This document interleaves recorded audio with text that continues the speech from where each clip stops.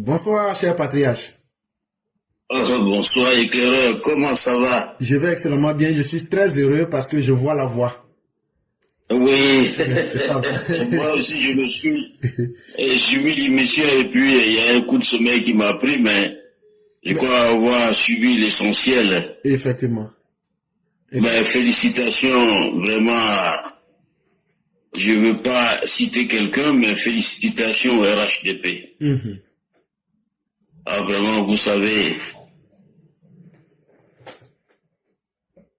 je ne sais pas si on se rend compte de la chance que Dieu nous donne, quoi, de participer à ce mouvement et de l'émergence d'une femme qui va donner l'exemple aux autres. Non, mais moi, je pense que sans tarder. Je pense que c'est plus tard que peut-être nous-mêmes, on s'en rendra compte. C'est un peu comme quelqu'un qui est dans le feu de l'action. Effectivement. On ne se rend pas compte des dangers ou des risques qui ont été pris. Mais c'est plus tard, quand on essaye de réévaluer, qu'on se rend compte que, vraiment, chers parents, être avec le président Ouattara, il n'y a pas une chance, et être du bon côté de l'histoire, il n'y a pas une chance qui est plus grande que cela. Et soyez fiers de vous-même. Voilà, donc, voilà ce qui est dit, et je vais continuer. Et aujourd'hui, je vais essayer modestement, si vous me permettez, de poser un problème qui, je le souhaite, la réflexion. On entend très souvent les gens dire que la nature aurait du vide pour attester que la nature est pleine. On peut l'expliquer de façon vague comme ça, dire qu'il n'y a aucun vide en fait. Cependant, il faut remarquer que cette observation n'est pas tout à fait vraie. Le dire n'est pas tout à fait la vérité. Le vide exprime l'absence. Lorsqu'on parle de vide, c'est qu'il y a quelque chose qui manque. La plénitude, pour exprimer ce qui est plein, exprime quelque chose de rempli, où il n'y a aucune place. Tout y est occupé, peut-on dire par ailleurs. Dans cette perspective, dans ce cas, dis-je, il n'y a pas de possibilité de mouvement. Il n'y a donc pas possibilité de mouvement, parce que tout est compact. La nature aurait-elle en réalité horreur du vide? Plutôt, la convenance admettrait que si la nature, je me répète, admettrait des mouvements, par exemple mouvement de l'air, cela montrerait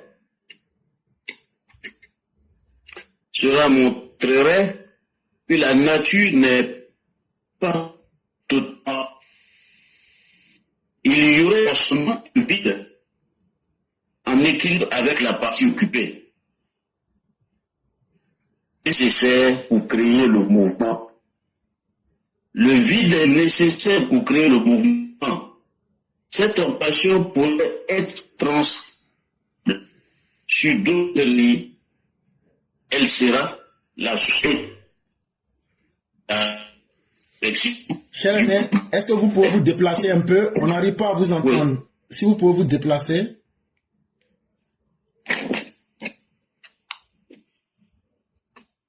C'est bon? Oui, essayez maintenant.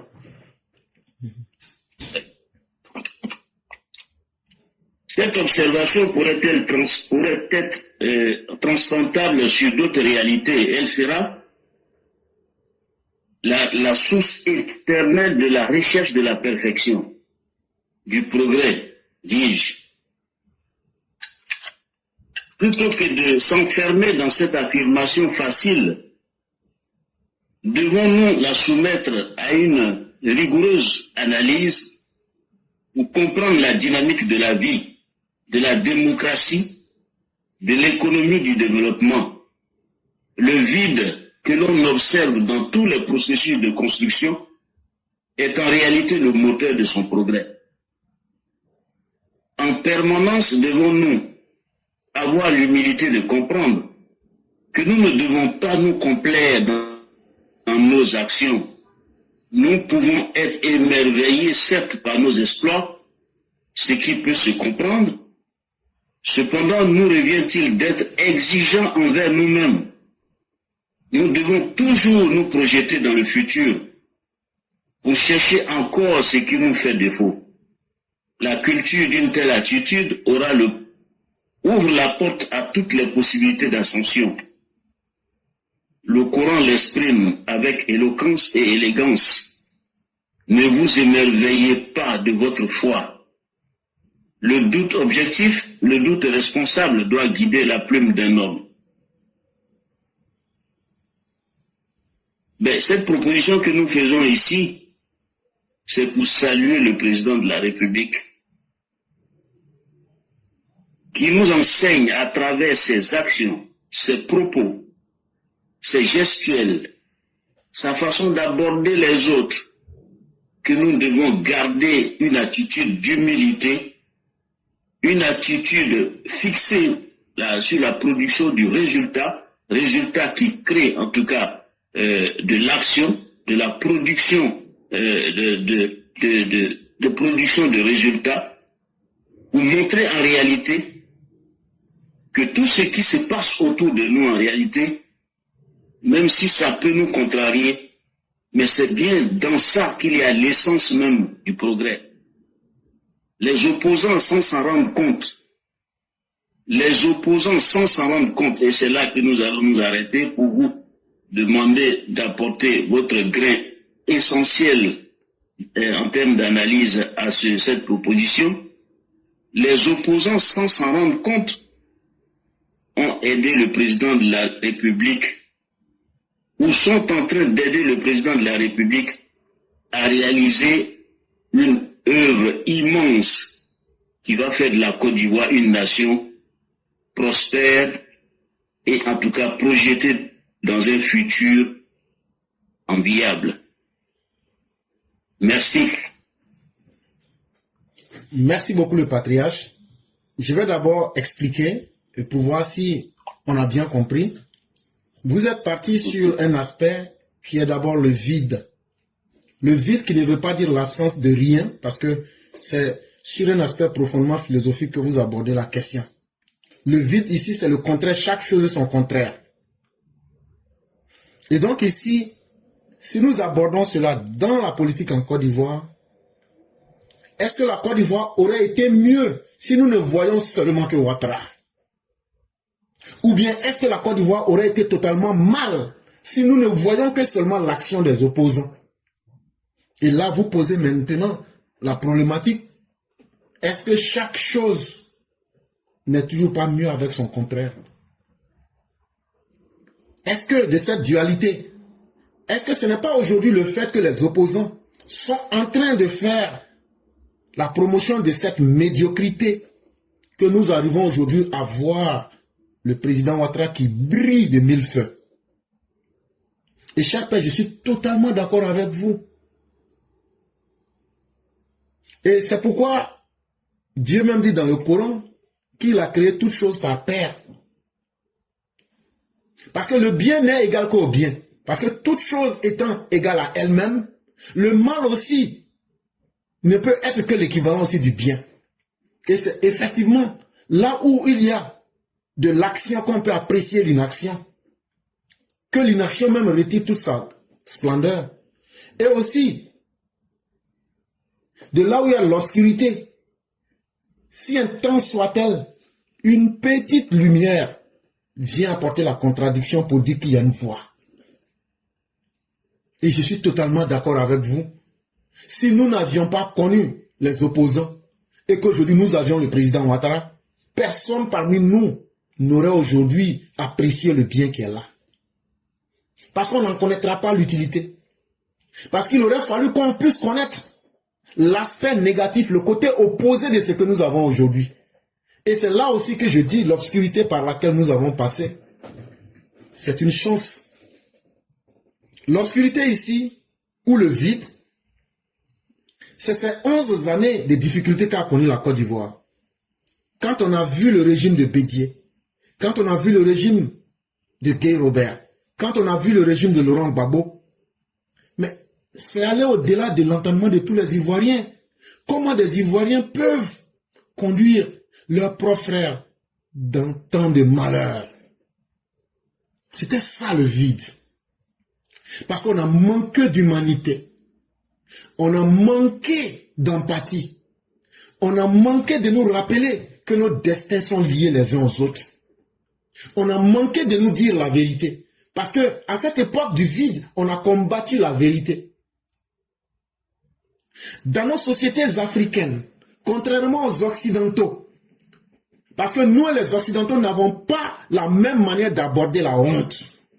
Chez eux, les Occidentaux, la honte ne vient que lorsqu'on a posé un acte.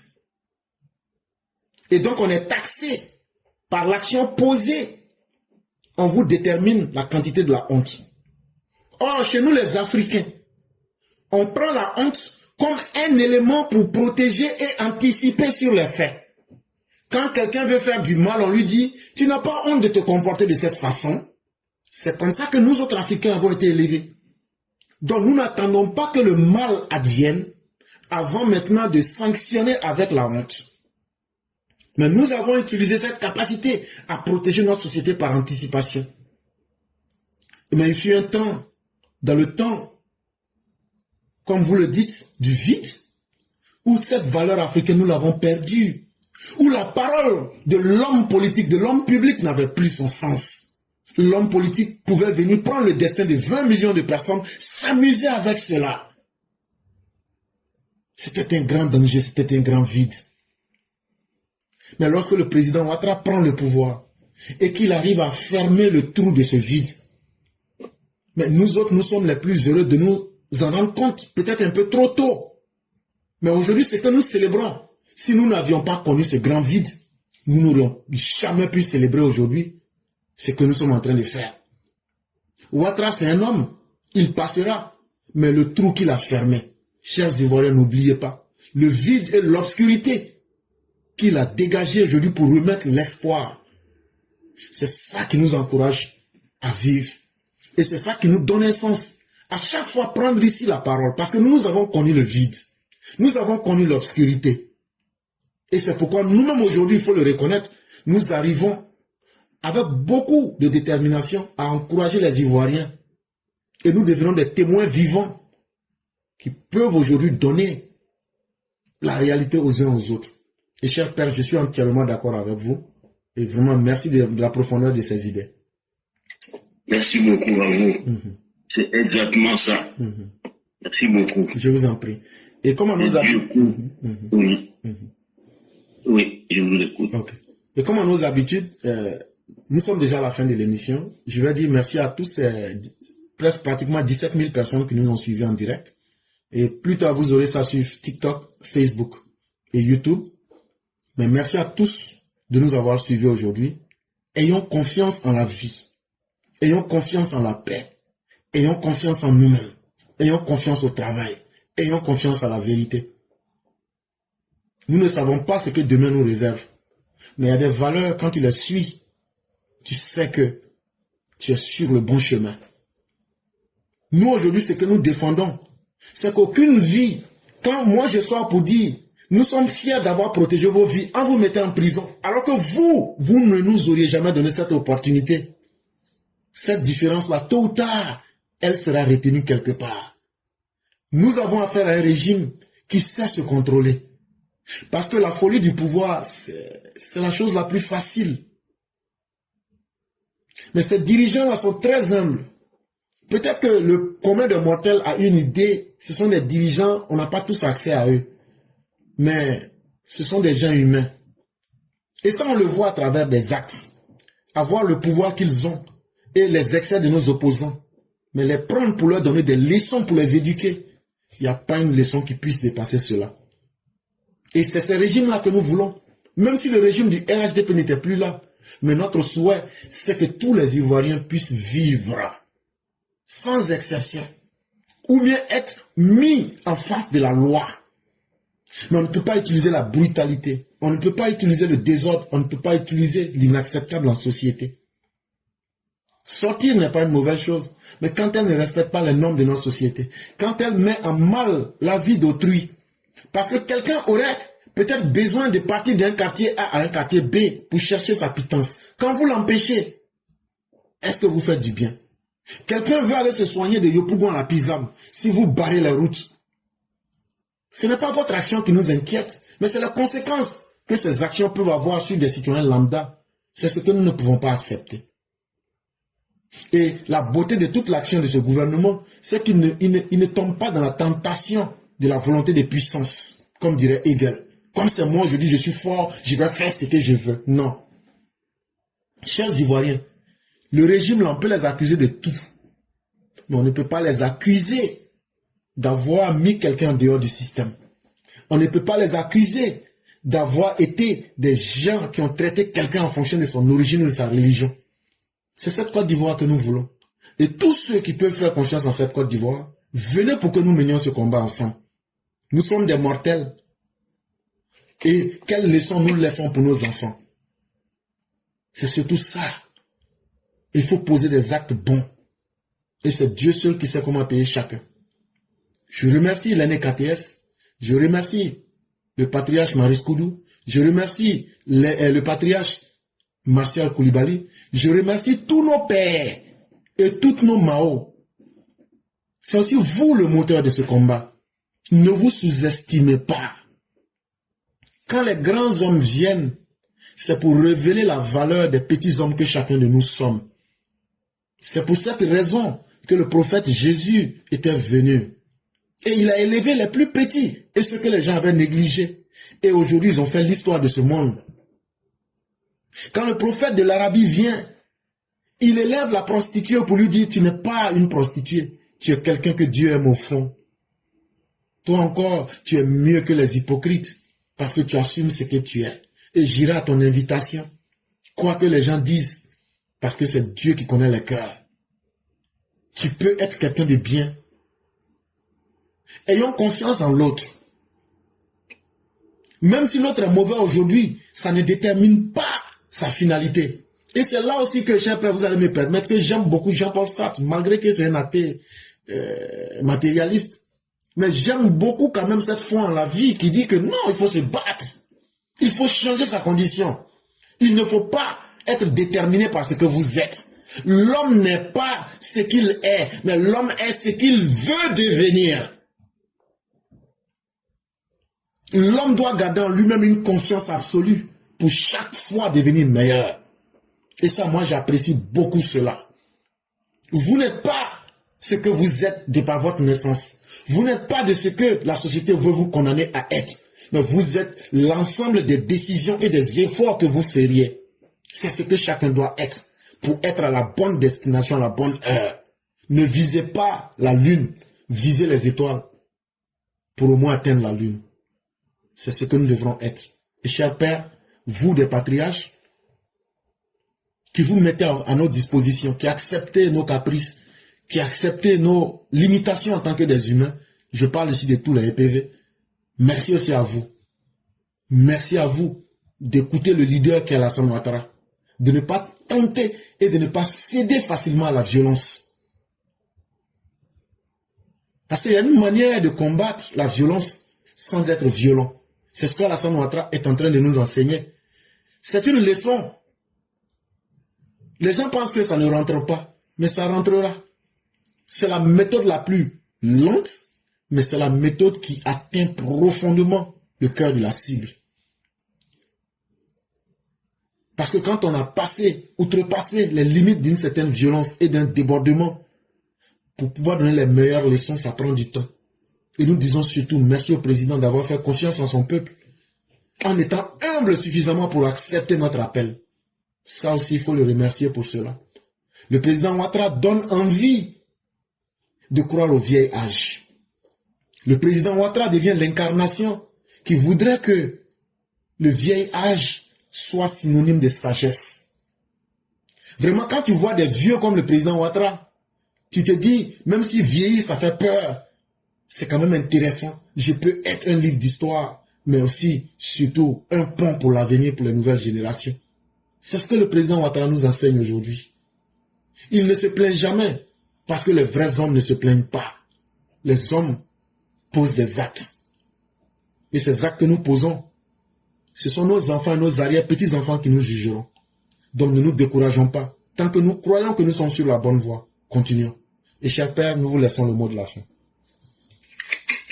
Merci, éclaireur. Vraiment, je suis très, très ému par tout ce que vous avez dit. Et je suis certain que tous ceux qui écoutent aussi sont touchés par toutes ces paroles-là, parce que c'est tellement la vérité. Alors, chers parents, chers frères et sœurs ivoiriens, tout Ivoirien, je vous parle, ainsi que les populations des pays qui nous environnent. La Côte d'Ivoire est en train d'être touchée par la miséricorde de Dieu que Dieu exprime à travers le président Alassane Dramane Ouattara et son équipe. Ne lâchons pas ce morceau, accrochons-nous à ce morceau qui va nous permettre, ne serait-ce qu'à regarder les résultats que nous voyons de façon palpable. Ce résultat, en tout cas ce travail, si nous le pérennisons, nous sommes sûrs que qu'il soit vivant ou qu'il soit en tout cas rappelé à Dieu, le président de la République est en train d'accomplir une grande mission. Venez, laissez vos rancœurs. Que vous ayez raison ou pas, ce n'est pas le plus important. Le plus important, c'est que nous sommes en train de voir que tout est possible chez nous, que c'est seulement notre façon de regarder qui peut créer ou soutenir ce dynamisme ou le stopper. Je vous appelle donc à vraiment vous rabaisser pas peut-être le mot adéquat, en tout cas de venir à ce festin qui va permettre à toute la Côte d'Ivoire de sourire ensemble. Sourire ensemble, c'est vraiment l'essence de la vie. Et dans ce sourire, il y a la solution à tous nos problèmes. L'éducation, la santé, la mobilité, le vivre ensemble, les échanges de toute nature, tout ça pour faire croire l'homme en la vie qui est un don assez précieux. Merci, à très bientôt. Merci, éclaireur. Merci beaucoup, Patriarche. Merci pour vos efforts et que la grâce de Dieu demeure en nous. Amen. Merci à tous les EPV et demain nous nous retrouverons sur TikTok. Et merci à tous ceux qui sont en route pour un quelconque voyage et que Dieu facilite tout. Merci à tous, excellente nuit et merci de votre confiance.